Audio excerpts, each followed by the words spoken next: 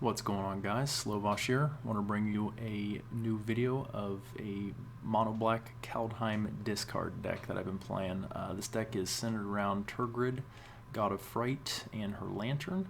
These are really good taxing abilities to cause the opponent to lose life or sacrifice a permanent or discard a card, and then Turgid herself benefits from any of that kind of like shenanigans with them sacrificing, sagas ending,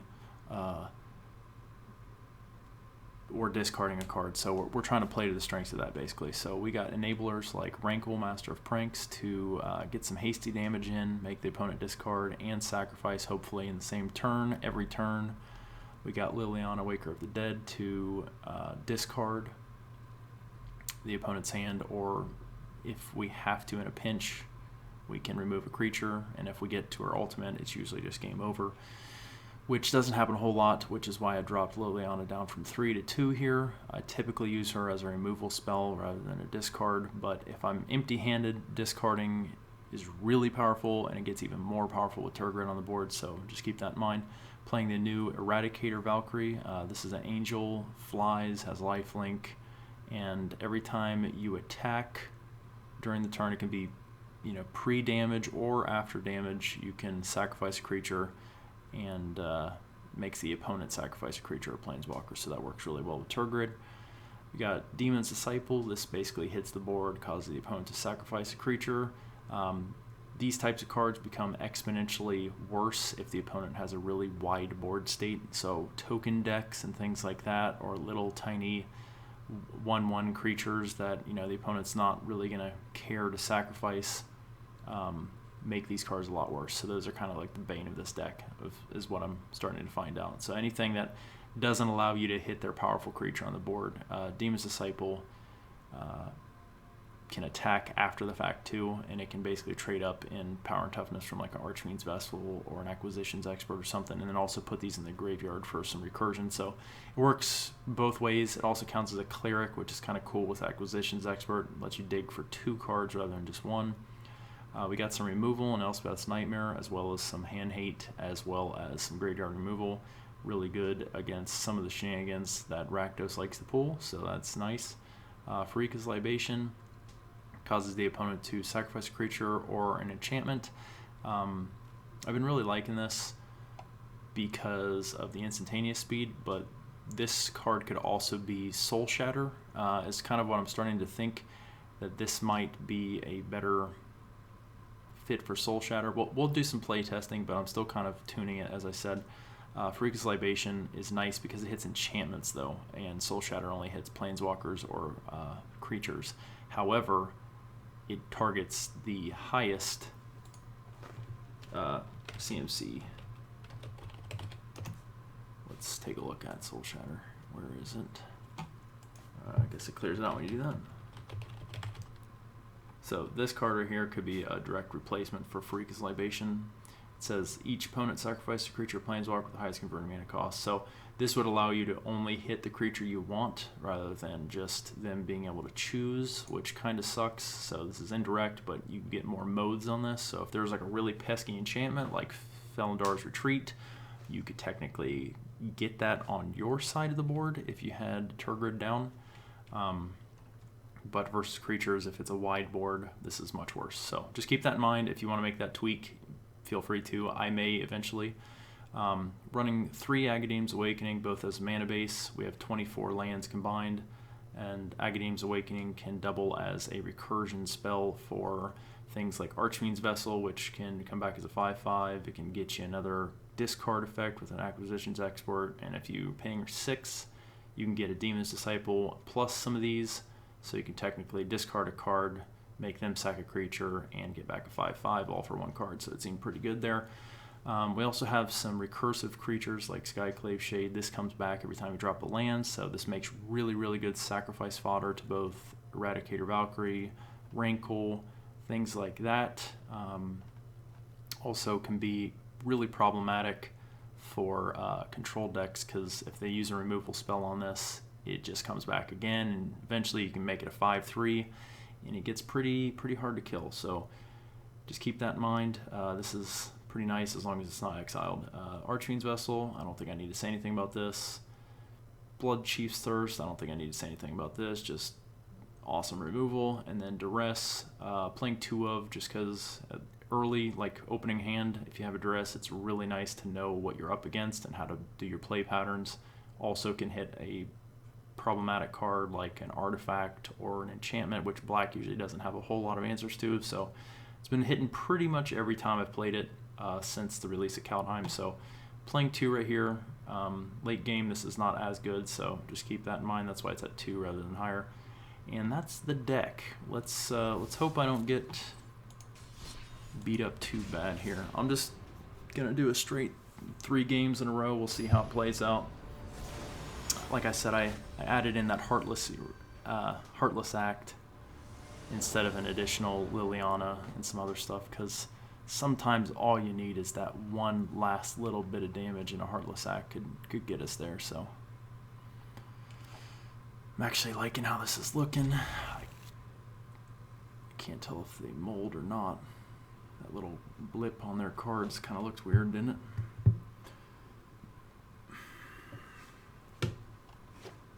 Okay, so they did mulligan, so that's great. So I'll make whittling their hand down even easier. This is probably a mono white life gain or something like that.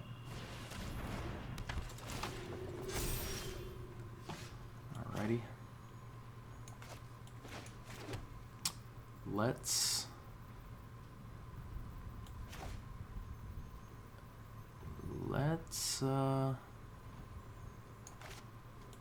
go, well, no, let's go this route. Let's hit their hand,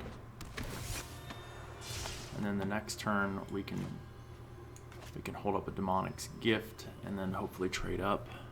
Yep. They don't have a whole lot of cards in their hand, so this could...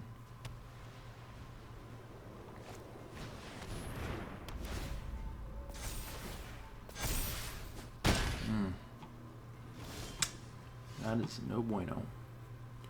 Okay, so we're gonna go here, enter tapped, and I think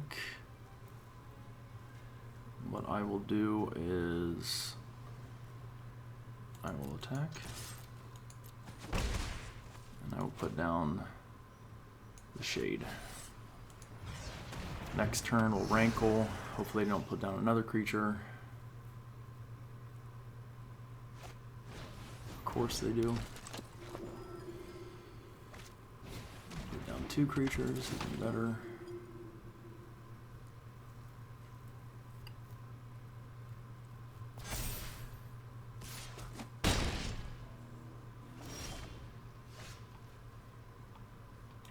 Okay.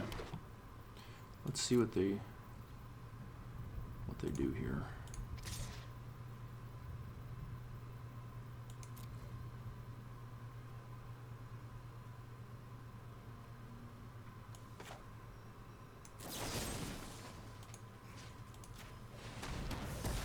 I want him to block with the speaker.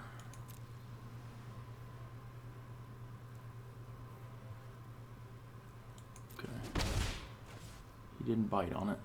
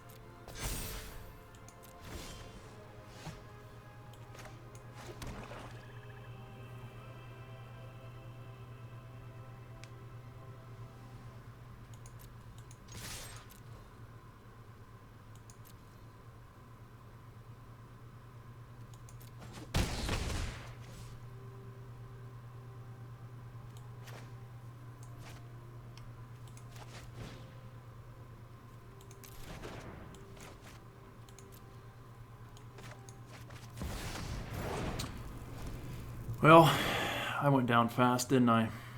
They got removal too, don't they? Watch.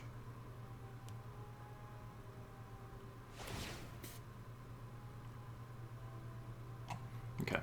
I've seen enough here. Let's go ahead and try and speed this up. I just can't seem to get this thing going. I don't draw the cards I should be drawing. Like, I have quite a bit of discard. I just can't seem to get where I want to go with it.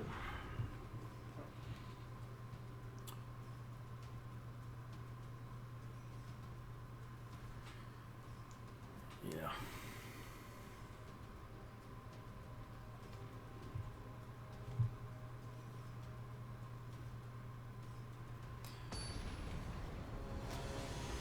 Try this out. If I run into the same problem again, we're like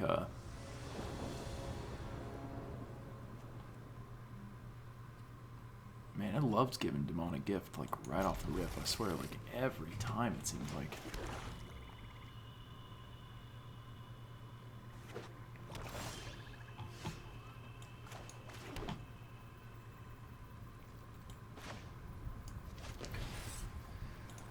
We'll play out the Shade first. It does more damage.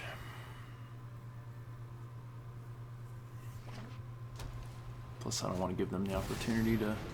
Oh, okay. Oh, he's going to take Rankle.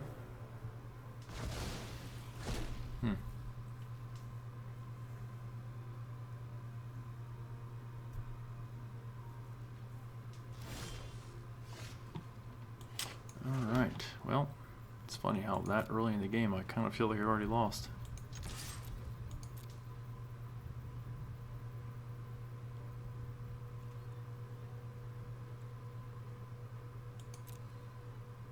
We'll keep taxing their hand though. I got a turn or two before they can do anything with that.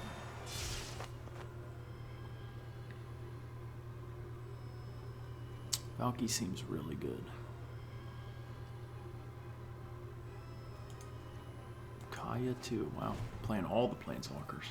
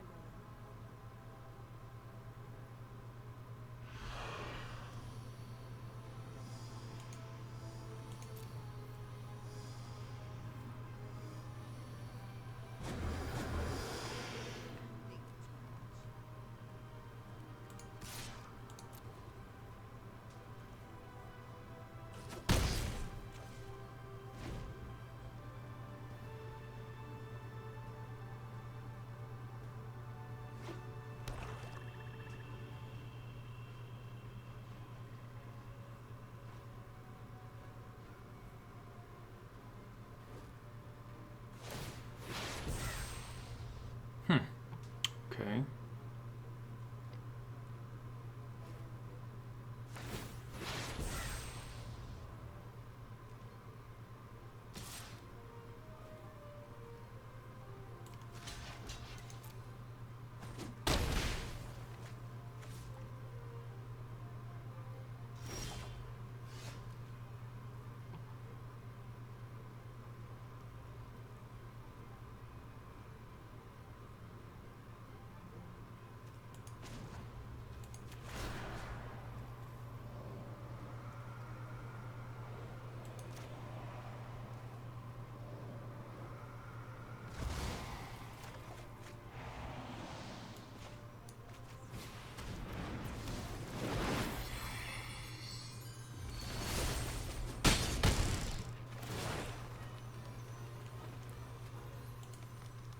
Discard a card and sack a creature, sure.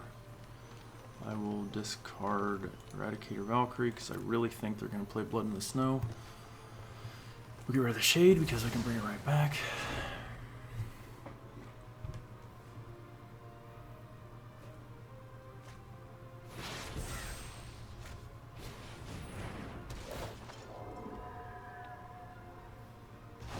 Perfect.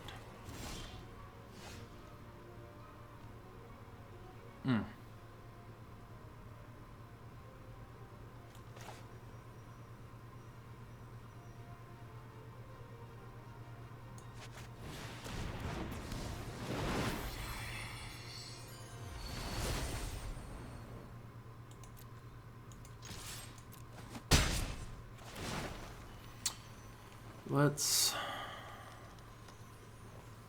What do they have in their actual hand? They have 0 cards in hand, so there's really no point in making me discard, right? Okay, so we're gonna do a draw. Yep. And then we'll make them discard.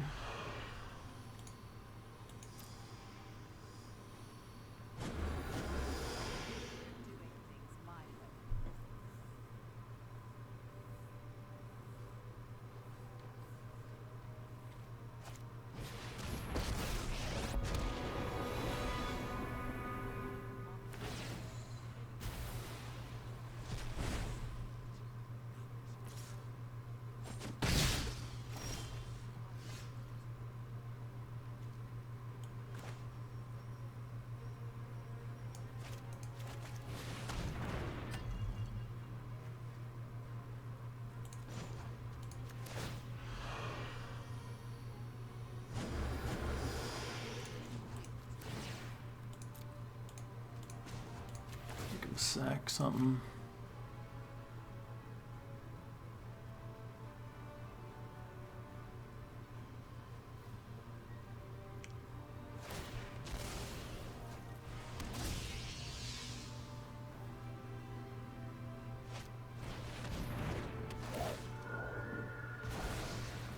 Why would you take that over the lantern? Wow, that was not the right move, I don't think. That was not the right move, I don't think.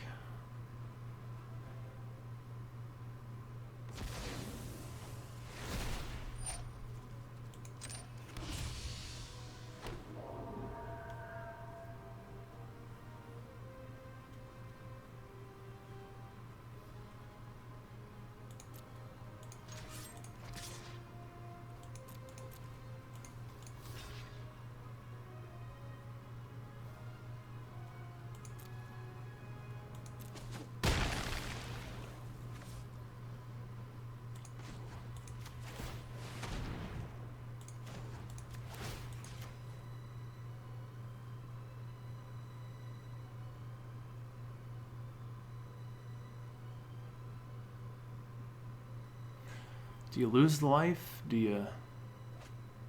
Okay. Yeah. Now we got him in a good spot. Because either one of these guys is lethal. That's cool.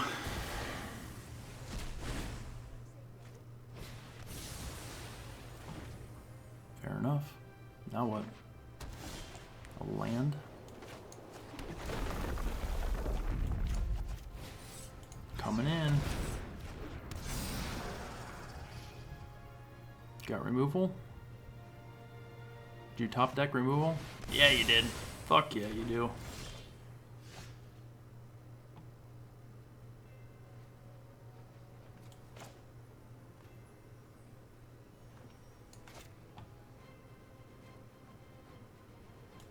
I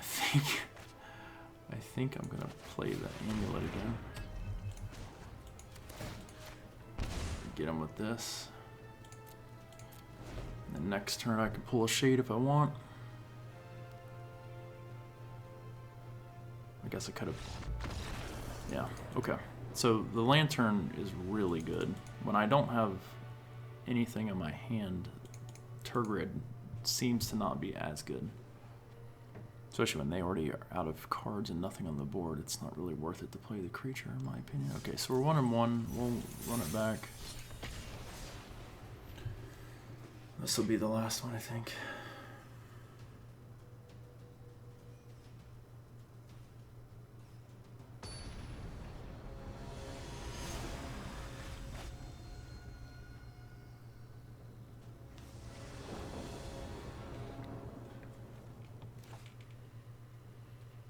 I guess I'll keep it. Turn 1 and 2 play, 3 lands, on our way to 4.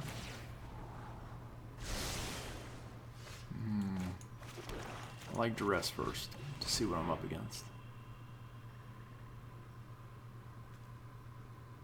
So black-white life gain deck is what it looks like.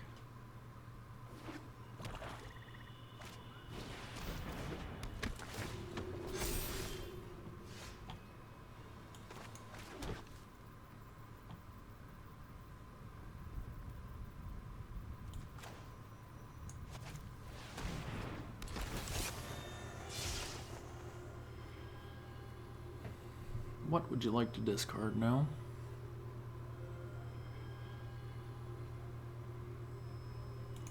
Wow. Okay. Did you draw land right there too, off the top? That's my guess.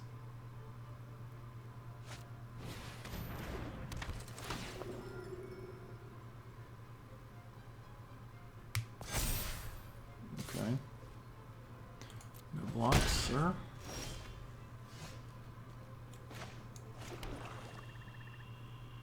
I'm going to play down this first. Then we can dig too deep in their hands, discard what we want. If I can hit that Luris, that'd be fantastic. He probably will guard it though, I would be betting.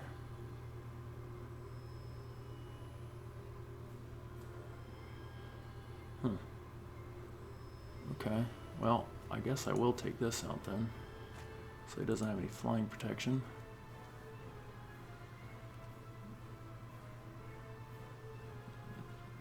No, no attacks. I want as many sacrifice fodders as I can.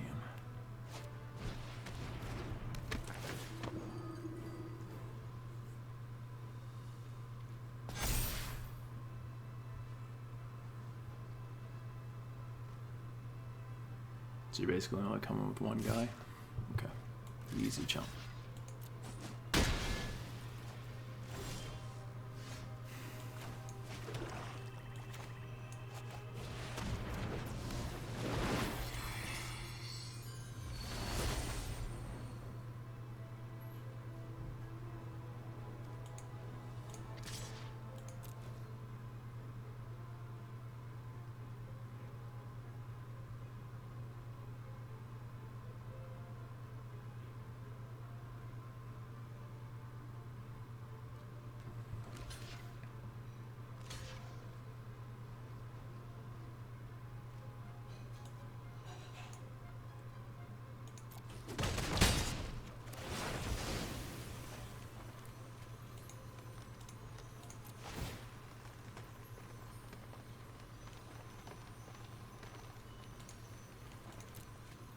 Discard the other rankle.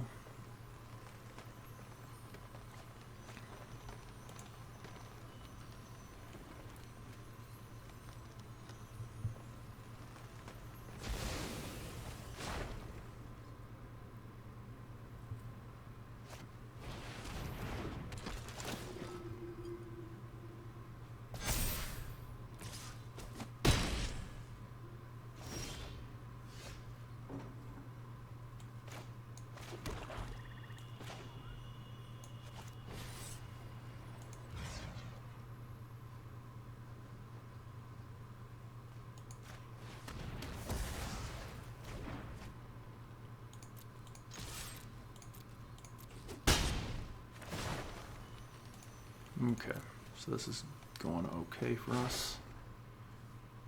And I guess, yeah, that looked pretty bad for them.